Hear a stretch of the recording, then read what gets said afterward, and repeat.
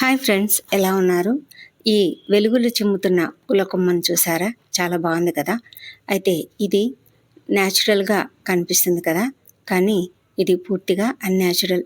ఒక ఎండిన కొమ్మను వైట్ పెయింట్‌తో పెయింట్ చేసిన తర్వాత దానిపైన ఇలా పువ్వులు అద్దడం జరిగిందనమాట.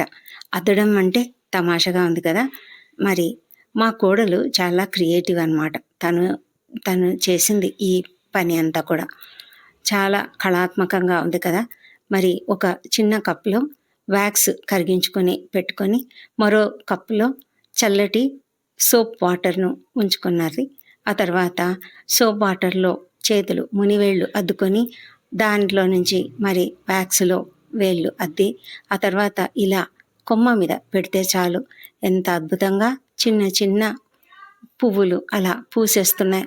ఎంత అద్భుతంగా ఉంది కదండీ! చాలా చాలా చేసేటప్పుడు కూడా మనకు కూడా చాలా ఆనందంగా ఉంటుంది. మనము ఏదో క్రియేట్ చేస్తున్నట్లుగా కదా!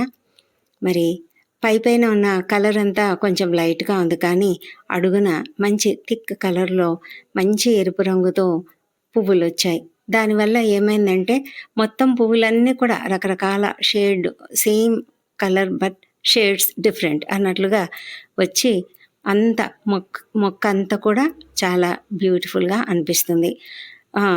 ఈ యొక్క పని అంతా కూడా చాలా త్వరగానే అయిపోతుంది. చిన్న చిన్న కొమ్మలతో ఫ్లవర్ వేస్‌లు కూడా ఇలాగా తయారు చేయవచ్చు. మీరు యూట్యూబ్‌లలో చూసే ఉంటారు కదా! మరి ఆ విధంగా మనం కూడా ఇంట్లో చేసుకుంటే కొన్ని చాలా మనకు సంతోషంగా అనిపిస్తాయి కదా! ఆ తర్వాత దీనిని ఆ వెనక వైపు ఈ బాల్కనీలో ఉంచితే అంత దీని యొక్క బ్యూటీ కనిపించలేదు. అందుకని ఆ తర్వాత మేమేం చేశామంటే దీన్ని ఫ్రంట్ డోరు ముందుగా పెట్టాము. దానికి ఆ వెలుగులు అంటే క లైట్స్ అరేంజ్ చేసి, ఆ లైట్స్ వెలిగిస్తే ఆ పువ్వులన్నీ కూడా వెలిగిపోతూ చాలా అందంగా కనిపిస్తుంది. చాలా బ్యూటిఫుల్‌గా ఉందండి. చూడండి, మీకు కూడా బాగా అనిపించింది కదా! నచ్చితే తప్పకుండా మీరు కూడా ట్రై చేయండి. అలాగే మీకు ఈ వీడియో నచ్చినట్లయితే తప్పకుండా లైక్ చేయండి, షేర్ చేయండి, సబ్స్క్రైబ్ చేయండి. మరి మాకు సపోర్ట్ చేయండి. Thank you for watching.